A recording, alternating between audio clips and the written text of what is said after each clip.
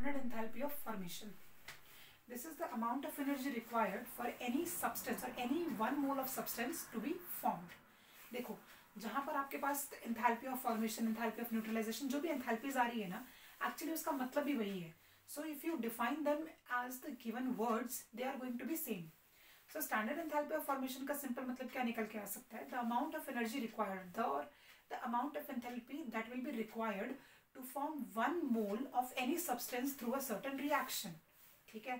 For example सबसे easy reaction लेते हैं और मैं आपको बताऊंगी कि उसको 1 मोल में कन्वर्ट कैसे करते हैं.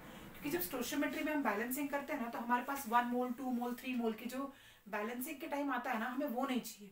We want everything to be 1 mole. So उसको कन्वर्ट करने के लिए हम कैसे करेंगे? देखो वाटर का एग्जाम्पल लेते हैं. ठीक है.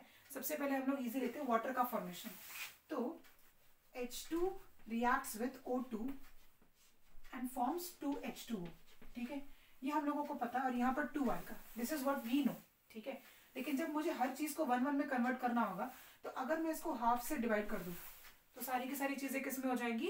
1 में कन्वर्ट हो जाएंगी. तो H2 when react with half of O2, तो क्या बनाएगा? ये 1 मोल ऑफ H2O बनाएगा. देखो हाफ ऑफ O2 मतलब कि यहाँ पर इसके कंपेरेटिवली अगर ये 1, अगर ये 2 लेंगे तो ये 1 हो जाएगा. तो देखो 2 हाइड्रोजन जो है वो एक ही ऑक्सीजन के साथ रिएक्ट कर रहे हैं. हमें एक ही O चाहिए, यहाँ पर 2 हैं, तो इसलिए हम लोगों ने इसको हाफ से मल्टीप्लाई किया हुआ.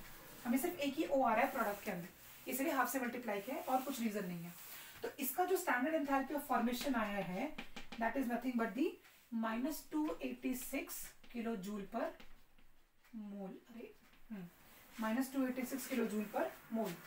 सो whenever we are talking about the formation, देखो सबको पहले 1 मोल में कन्वर्ट करना है, एंड देन जो एनर्जी एंथैल्पी लगेगी for this conversion process, for this formation process, that will be simply called as the standard enthalpy of formation.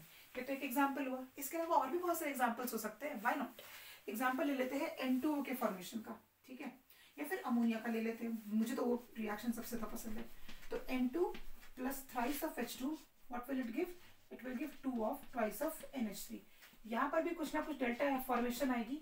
We don't know the value, कोई जरूरत नहीं है, आपको जनरली क्वेश्चन में गिवन रहेगा. तो अगर हम लोगों को ये प्रोसेस कन्वर्ट करना है तो हम क्या करेंगे? इजी है. जो भी चीजें दी हुई है उसको मल्टीप्लाई कर दो, उसको डिवाइड कर दो उसी के नंबर से. तो अगर मैं इसको 1/3 से डिवाइड कर दूं, या फिर ये थोड़ा रिएक्शन ना, ये थोड़ा केमिकल काइनेटिक्स की तरफ जा रहा है, थोड़ा इजी लेते हैं. 3 to 4 बड़ा डिफिकल्ट हो जाएगा. सो N2 जो है वो रिएक्ट कर रहा है O2 के साथ to form NO2. Let's say वैसे नाइट्रोजन जो है वो बहुत सारे अलग अलग तरीके के ऑक्साइड्स बनाता है. नाइट्रोजन N2O बनाता है, N2O3 बनाता है, N2O4 बनाता है, N2O5 भी बनाता है. ठीक है. So nitrogen can form a various kinds of oxides, क्योंकि उसकी वैलेंसीज जो है वो 3 और 5 के बीच में हमेशा फ्लिप करती रहती है. तो अगर इसको मुझे N2O में कन्वर्ट करना है, NO2, तो मुझे क्या करना पड़ेगा? मुझे एक ही नाइट्रोजन चाहिए. 2 नाइट्रोजन आइटम्स है, हमें सिर्फ एक ही चाहिए, तो इसको हाफ कर देंगे. और इसकी वजह से जो भी एंथैल्पी ऑफ फॉर्मेशन आएगा, मतलब इसका 1 मोल बनाने के लिए जो भी यहाँ पर एंथैल्पी लगेगी, that will be called as the enthalpy of formation for the nitrogen dioxide. और यहाँ पर वैल्यू हमारे पास आएगी 33.2. सो इसके लिए है हमारे पास 33.2 kilo joule per mole. So this is called as standard enthalpy of formation.